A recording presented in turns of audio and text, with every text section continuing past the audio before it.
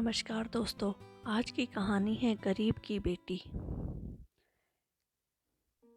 एक बार की बात है, एक गरीब लड़की सीमा व उसकी माँ रेवती सड़क पर जा रहे थे। वह अपने गांव से काफ़ी दूर पहली बार इस शहर में आए थे। कुछ आगे आकर वह दोनों एक चाय वाले की दुकान पर रुक गए। कुछ पल यहाँ वहाँ देखने के बाद लड़की की माँ रेवती दुकान वाले के पास पहुँची और उससे कहने लगी, भैया, हम आज ही सोनपुर गांव से आए हैं। हमारा इस शहर में कोई भी नहीं है।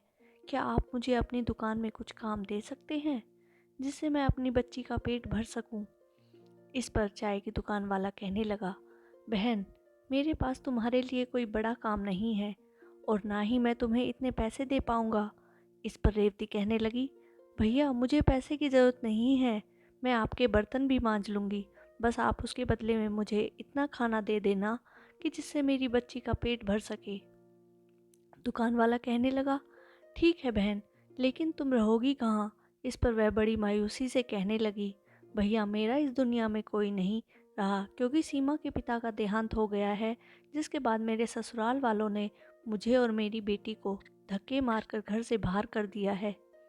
वह बोली, अब तो मुझे ही अपनी इस बच्ची को पालने के लिए कुछ ना कुछ काम करना वह बोली, अब तो मुझे ही अपनी इस बच्ची को पालने के लिए कुछ ना कुछ काम करना पड़ेगा। आपको मंजूर हो तो मैं आपकी इस दुकान से ही सो जाऊंगी। सुबह जब तक आप अपने घर से आएंगे तब तक मैं आपकी दुकान में झाड़ू पोछा व बर्तन साफ कर दिया करूंगी। इसके बदले में आप बस मेरी बेटी को कुछ खाने को दे दिया करना। रेवती की ऐसी बातें सुनकर चाय वाले का मन पिघल गया और उसने रेवती की बात मान ली। दोनों माँ बेटी वही दुकान में रहने लगी और काम करने लगी। ऐसे ही उनका समय बीतने लगा। एक दिन चाय वाला उससे कहने लगा, बहन, मैं तुम्हारे लिए पास के कारखाने में बात करूँगा जिसमें मेरी चाय जाती है। उसके मालिक का स्वभाव बहुत अच्छा है। उनके पास तुम्हारे लिए कोई काम होगा तो वह तुम्हें अवश्य ही काम देंगे, जिससे तुम्हें व तुम्हारी बेटी को एक अच्छा ठिकाना मिल जाएगा। यह कहकर दुकान वाले भैया ने जब कारखाने के मालिक से उन दोनों के बारे में बात की तो मालिक ने कहा, ठीक है, हमारे घर पर एक काम करने वाली की आवश्यकता है, इसलिए तुम उसे हमारे घर भेज देना। वह चाय वाला रेवती व उसकी बेटी को मालिक के घर भेज देता है, जहाँ पर मालिक की पत्नी रेवती को घर का पूरा काम समझा देती है और साथ में यह भी समझा देती है कि तुम्हारी बेटी सीमा मेरी बेटी कायरा से दूर रहे, जिससे उसे किसी भी तरह का इन्फेक्शन या बीमारी का खतरा ना रहे।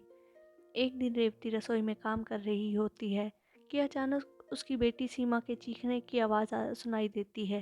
रेवती भागकर वहां जाती है तो देखती है सीमा ने कायरा की फ्रॉक हाथ में ले रखी है और उसे देखकर बहुत खुश हो रही है। इतने में मालकिन भी वहां आ जाती है और रेवती व सीमा को डांटने लगती है। वह कहती है, रेवती, मैंने तुमसे कहा था ना कि कायरा की किसी भी चीज़ को मत छूना और उससे दूर रहना। यह कहते हुए मालकिन कायरा की उस फ्रॉक को सीमा को ही दे देती है और कहती है, अब इस फ्रॉक को तुम ही पहनना। यह कहते हुए गुस्से से यह कहते हुए चली जाती है। एक दिन मालकिन व रेवती पास के बाजार में सामान खरीदने साथ में जाती है और सीमा व कायरा घर पर अकेली रह जाती है।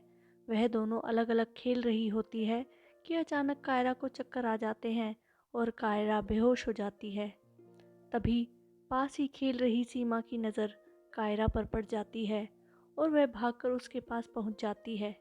सीमा कायरा के ऊपर पानी की बूंदें डालती है जिससे उसे होश आ जाए, पर कायरा अपने आंखें नहीं खोलती।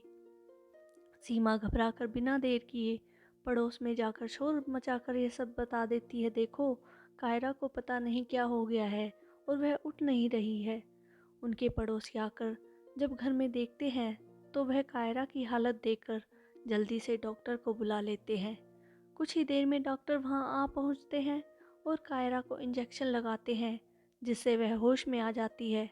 कुछ देर बाद मालकिन व रेवती भी बाजार से लौट आती है और घर पर पड़ोसियों को देखकर घबरा जाती है। कायरा की हालत देखकर तो मालकिन बहुत ही परेशान हो जाती है, लेकिन डॉक्टर ने उन्हें दिलासा देते हैं कि अब वह ठीक है और कुछ दवाइयाँ लिख देते हैं। कायरा की मम्मी उसके पापा को भी फ़ोन करके बुला लेती है। डॉक्टर उन दोनों को समझाते हैं कि ब्लड प्रेशर लो हो जाने की वजह से कायरा को चक्कर आ गए थे और वह बेहोश हो गई थी। ऐसे में अगर सही समय पर सीमा पड़ोस में जाकर लोगों को नहीं बुलाती तो कुछ भी हो सकता था। वह सीमा की बहुत तारीफ करते हैं और कहते हैं, अगर यह समझदार लड़की यहाँ ना होती तो पता नहीं आज क्या हो जाता। डॉक्टर की यह बात सुनकर कायरा के मम्मी पापा बहुत खुश होते हैं और सीमा व कायरा को साथ में खेलने की इजाज़त दे देते हैं, जिससे रेवती की परेशानी और भी सुलझ जाती है। अब वह खुशी खुशी मन लगाकर उनके घर में काम करती थी और अब उसे अपनी बच्ची की भी चिंता नहीं रहती थी, क्योंकि अब सीमा और कायरा सारा समय साथ खेलते रहते थे। इस प्रकार एक गरीब माँ और उसकी बेटी जिसका कोई सहारा नहीं था, उन्हें सहारा मिल जाता है और खुशी खुशी उसका जीवन व्यतीत होने लगता है। इसलिए हमें कभी भी जीवन की कठिनाइयों के सामने हिम्मत नहीं हारनी चाहिए और डटकर उनका सामना करना चाहिए। दोस्तों, कैसी लगी आपको ये दिल छूने लेने वाली कहानी? ऐसी और कहानी देखना चाहते हैं तो हमारे चैनल को सब्सक्राइब करें।